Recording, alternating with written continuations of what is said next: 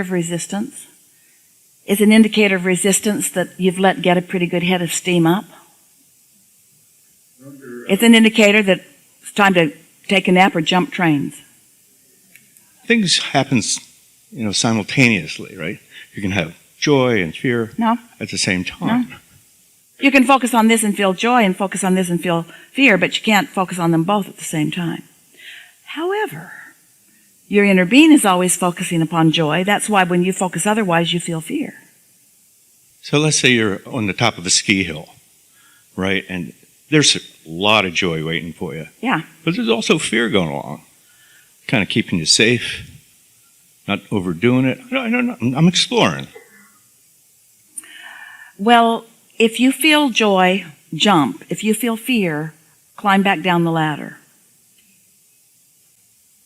There are a lot who would say, well, if I move forward in my fear, then it eventually goes away. But we are not one who says that. We do not encourage pushing through resistance, because pushing through it doesn't make it go away in the laws of physics that we know. So I've raced motorcycles in my life and been good at it and felt a lot of fear. Even this moment, as rich as it is, I feel fear.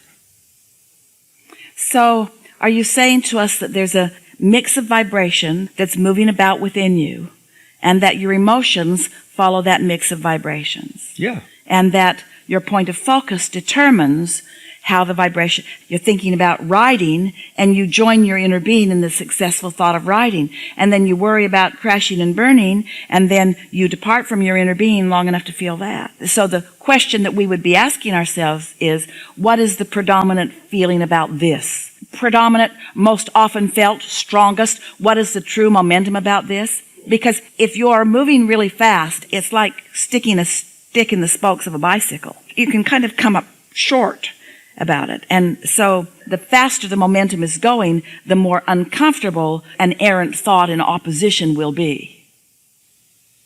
Okay. So the image of the train is that at the beginning of a race, when I'm feeling some fear, I'm thinking, I'm not completely in the moment like 100 miles an hour where you're just focused. But here's the thing. A lot more was going on before you were getting ready to be ready to be ready to be ready to be ready. There was a lot of energy flowing before the race began. And we know for sure, if all of that was fearful thought, you're not going to feel like going. Nobody could even strap you onto that thing and send you off in that direction. But you've probably been anticipating positively and anticipating positively and mostly anticipating positively and mostly anticipating positively. And so there's much more positive momentum going about that than there is negative. And there's something about being there that may be causing you, because it's a poignant moment, to focus a little bit in opposition. But you can't focus a great deal in opposition, or you wouldn't be able to go. Jerry told the best story about this. For a short time, he was an actor in a film, a television film, and it was taking place in Arizona, and they were riding horses, and every day he was assigned a horse.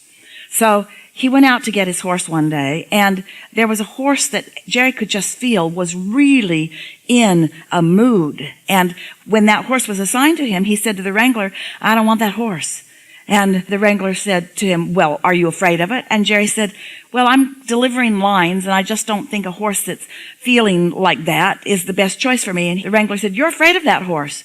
And Jerry thought to himself, "Yeah, I probably am." But he didn't say it out loud to the wrangler. Wrangler jumped up on the horse. Immediately, the horse reared its head back and knocked all of the wrangler's teeth right out of his mouth. And Jerry thought, yep,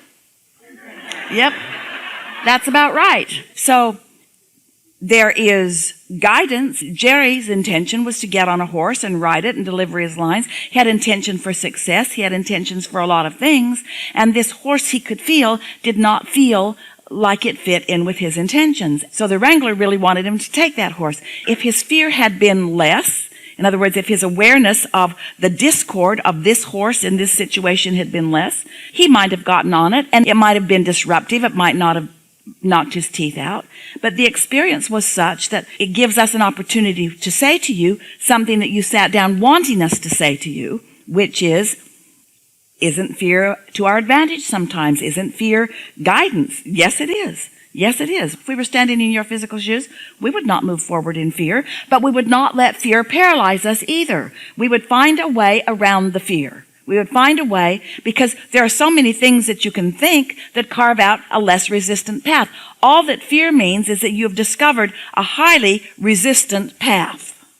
And the stronger the fear is, the stronger the resistance is on your path. And fear or resistance is what slows you down and keeps you from the joyful moment that you have the potential of having. Yeah, okay. Really good. Yeah, it's the priority. It's the predominant is what I meant. A feeling. Yeah. So yes, you're feeling some fear, but there's this attraction, there's this excitement, this passion. You might say that all of you felt some of that coming into your magnificent body in this magnificent time-space reality. There was an awareness of you being pure positive energy moving into an experience where resistance and contrast exists. But your knowledge of who you are and your exhilaration about the potential that the contrast would produce made it no contest for you.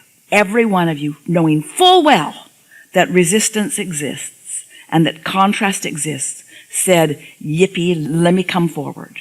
And then you get here and you commiserate with each other and you say, why? Why?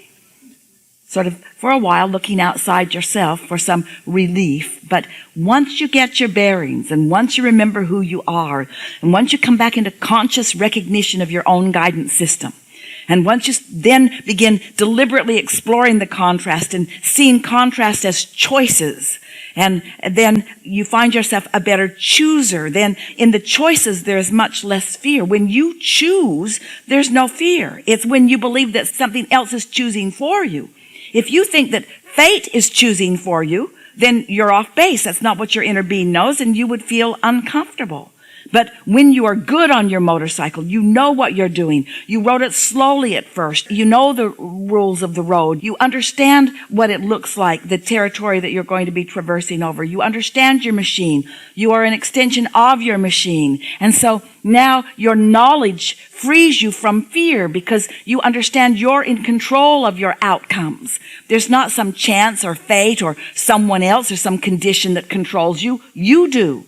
And the better you get at harnessing your own energies and knowing what you're doing with it and flowing in the way that you intend to and massaging your thoughts so that they feel more satisfying and more satisfying and more satisfying, the more you understand the laws of the universe and deliberately apply yourself within them, the more good results you get. Then the more you say, bring it on. I want to go faster rather than slower because faster is funner. Unless I'm not skilled, then slower is better. You each get to find your place within whatever subject it is you're focused upon. And the whole point of all of it is for the exhilaration and fun of it. The whole point of all of it is for the thrill and satisfaction of having choices and reaching for more than you have and then lining up with the more until you have it. And the having of it, the owning of it, the being of it is a vibrational being of it. It's not the possessing of it, although possessions come along with it. This is such a wonderful time to be in your physical body. Your timing could not be better. The contrast of your environment is producing so much good momentum for you to benefit from. Your understanding, and you do, of the laws of the universe is serving you so well. Your conscious realization of your own guidance system is such a wonderful thing. And the vortex that you've created, mostly since you got here, but so much general intentionality before you even came into this body, such a beautiful unfolding for you. As we play with you like this, where we can feel you reaching for an understanding and then finding it, that visceral closing of the gap where something that is being said and something that you are hearing just clicks into place for you, has left you in a place the likes of which you have never been before vibrationally. Everything in your world will now be somewhat different to the degree that you have shifted. It's been a wonderful shifting. It's been a wonderful acknowledgement, more acknowledgement of who you really are than most people accomplish in a very long time. So, moving forward, moving moreward,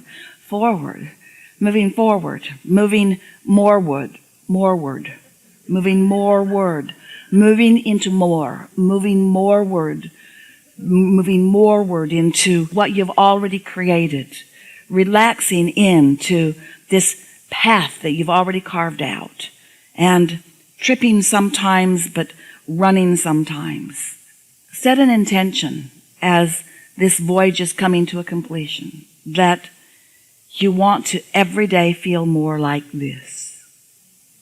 You've been on this ship with magnificent people taking care of where you're going. Think of the momentum of what has come before in the creation of this vessel, in the understanding of how to move this vessel. Think about the well-being that you just walked into when you walked on board this ship. Think about the important details that things like your captain have been tending to that you didn't need to tend to at all. And accept that there is so much that you've been trying to tend to that you don't need to tend to, and so much that would benefit you to tend to that you haven't been tending to. Get your nose in your own business. Get your nose on your emotions. Pay attention to the way you feel, and move your emotion to a better, more satisfying place every chance you get. And watch how from this movement and moment forward, you can begin to say, I remember when I began my conscious, deliberate living happily ever after. I remember that decision point. I remember. You don't know how much you contribute to all that is, but we do. And you can't feel the intensity of the appreciation that we have for you, not all at once. It's too much for any of you to conceive of. It's too much for you to get all at once. But you don't have to get it all at once. You can just take a little now and a little later, because there will never be a ceasing of the offering of our appreciation for you. We know your value, and we appreciate it. There is great love here for you. And as always, we remain eternally in your vortex.